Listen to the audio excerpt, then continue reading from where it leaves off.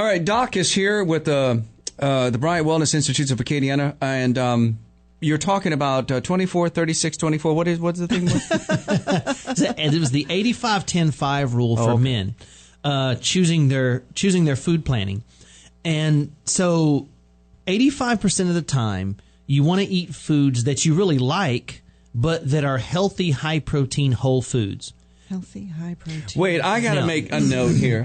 Say that again. Okay, so 85% of the time, you eat foods that you really like, but that are healthy, high-protein whole foods. Meaning, here's how you know if they're healthy, high-protein whole foods. Okay. They have one ingredient. They don't have an ingredient list.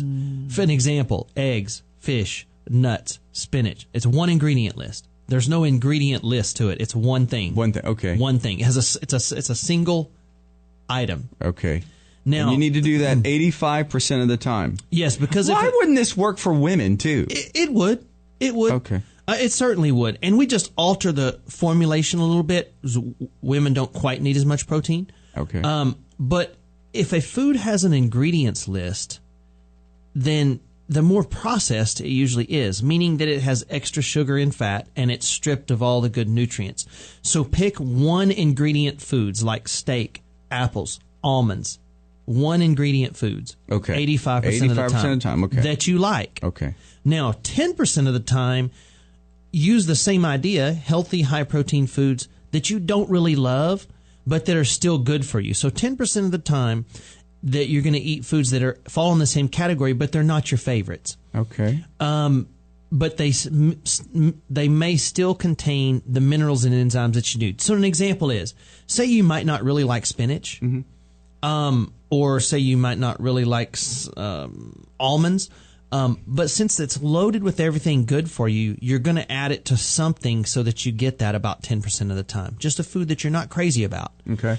Because variation in your diet makes sure that you get a broad spectrum of nutrients. If you eat the same thing, and this is probably something I could do a little more of, I'm pretty regimented with the things that I eat. So more variation in your diet. You need bread pudding. That's what you need. That's what you need. That would be a variation for sure. Yeah. That's what you honking need. That would be way You off just need variation. a big chunk of bread pudding, and I want to watch you eat it. Okay, go ahead. So that's the 85-10.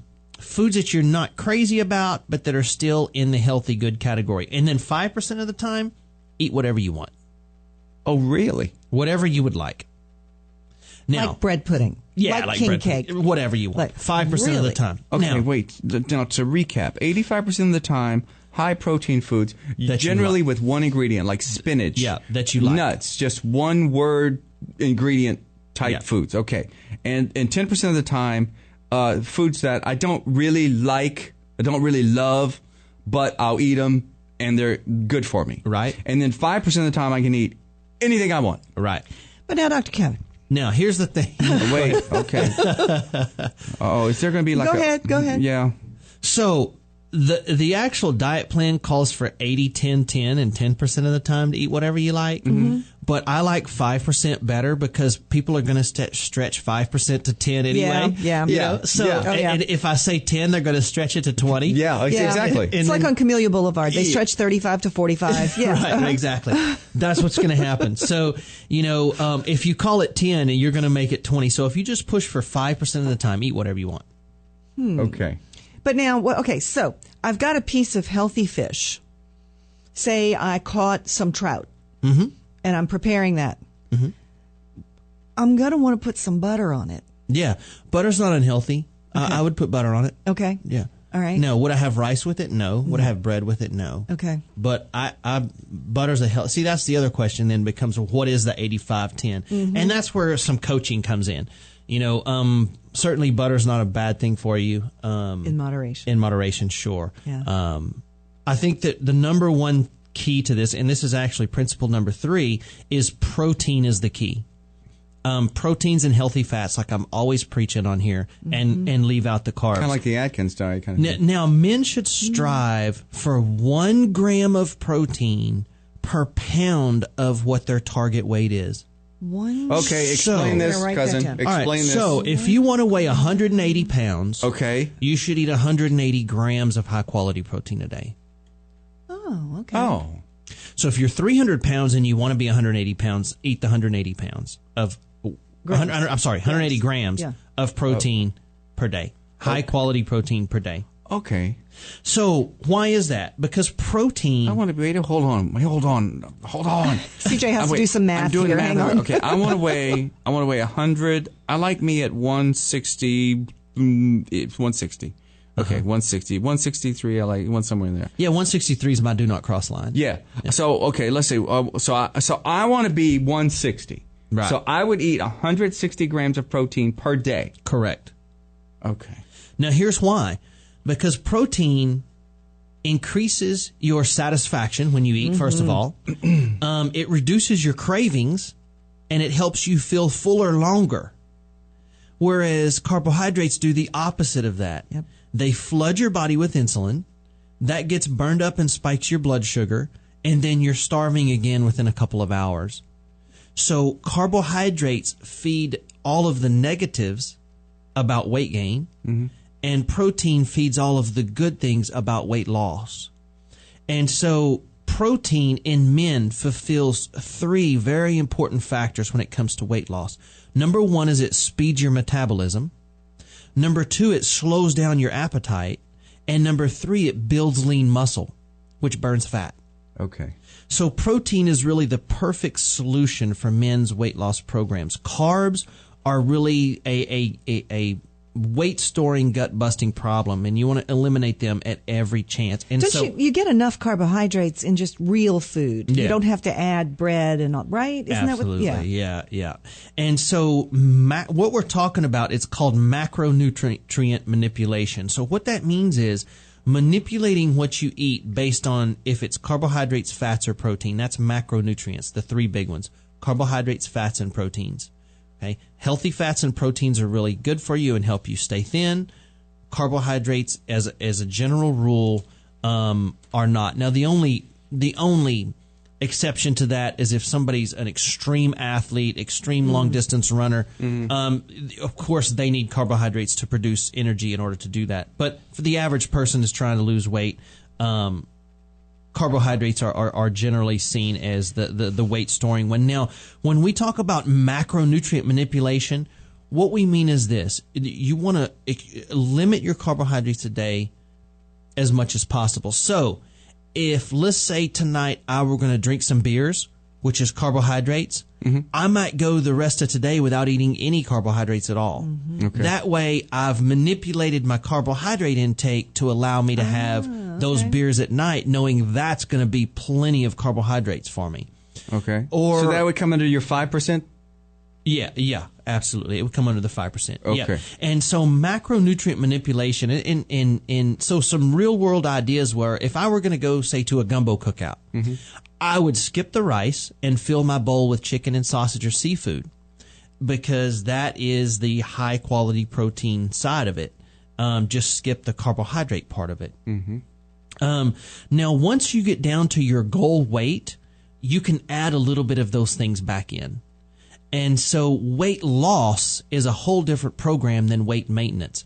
Once a patient gets to their goal weight, they can start to add some of those things back in and be okay, as long as they don't cross their do not cross line on the scale. So Is that because you've kind of changed your metabolism? absolutely. Your body will burn it. So what we do is, once our weight loss people get down to their ideal weight. So let's say you had said earlier yours was 160, which is mine too, by the way. My do not How cross. tall are you? 5'10". Okay. 5'10". Yeah, 5'10 and a half, somewhere around there. I'm 5'11 and a half, almost 6. So Yeah. So we set a do not cross line. And so mine, for example, is 163. So every morning when I wake up, I go step on the scale. And if I'm 162, everything's good. 162 and a half, everything's good. Whatever I did the day before was fine. Now, this is maintenance, not weight loss. This is weight maintenance. Now, if I go in and step on the scale one morning and I'm 163.2, that is an emergency that day. My number one priority for that day is to change whatever I've been doing the last few days to get that back down the next morning. Don't let it get ahead of you. Don't let Sirens and stuff go off in your bathroom? Absolutely. So my priority that day is whatever I've been doing, I've been overdoing it. And I do that every single morning. I've done that every morning for 4 years, and I've really not, put a pound back on, except for this holiday. I put a few pounds on because I ignored it, but I'm halfway down to getting it back now. I just kind of wanted to see what my body would do, so I just ate this holiday. I kind of ate whatever I wanted, just to kind of see what my body would do. Live like the regular folks. And it's amazing how my energy started dropping, my weight started coming up, just within 2 weeks. How quickly your body can start to make those changes back to the other way. So we set a do not cross line. Wait, I'm sorry, but you weigh yourself every morning? Every single morning. And as long as it's just a habit. I walk in there. There it is. There it is. I step on the scale every morning. Yep. Yep. And so typically somebody has to wake up, they go to the restroom anyway. Go to the restroom, step on the scale. Right there. Go to the restroom first. That'd make you lighter. So this do not cross line is very important. So we watch it daily, forever, and as long as you're below it, whatever you're doing is fine. And if you're 1/10 of 1 pound above our do not cross line, that's a priority day that we get you back down. That way you don't get 15, 20 pounds back, gaining your weight back, and How then did go, this happen? How did this happen? Yeah. Right, we stay right on top of it. So as a certified weight loss coach, this is just a few of the things that I do for my weight loss clients as we help you monitor and take care of all this. But, I think that a couple of principles that we got out of this article are kind of interesting. And, it's a different set of challenges coaching women in weight loss programs as it is men. It's just a different challenge. So I wanted to make a quick announcement, if it's okay, before we leave. I'm sorry, we're out of time. I went over, right, on the do not cross line. But I'm going to be a guest speaker tomorrow tomorrow night at a symposium on natural solutions to mental and emotional disorders. And I wanted to invite everybody. It's going to be quite a remarkable symposium that I've been invited to be the guest speaker at.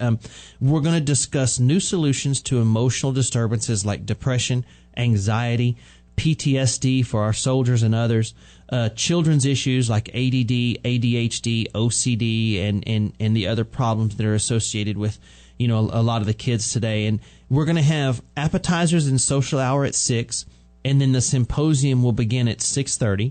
It's going to be at Kimball's Cafe across from La Triomphe in Broussard. And if you want to come, it's open to the public. You can call my office and register. And there are some really profound breakthroughs in natural treatments for these emotional problems. And so many people in society today have these anxiety and this depression and this ADD and ADHD. And there's reasons and there are solutions for that. And so there are really some profound breakthroughs in natural treatments for these emotional disorders. So if anyone wants to know how to finally break free of these terrible issues, or if your children are having these issues, come find out how to help before these issues only get worse. So you can call my office to register if you want to come. It is open to the public, and it's a symposium on natural solutions to emotional disturbances. The number is 837-7174 to register, or I'll have Kate posted on our Facebook page at the Bryant Wellness Institutes today, so you can get the information on there. But you should come find out how to resolve these problems once and for all and find out what's causing them, because there are reasons that everybody's having these days, and the good news is they're fixable. So we're going to guest speak at that tomorrow night. Thank you, Doc. You bet. Wellness, huh? I'll see you guys next week. Good. Wellness Wednesday on KTDY. Are you stuck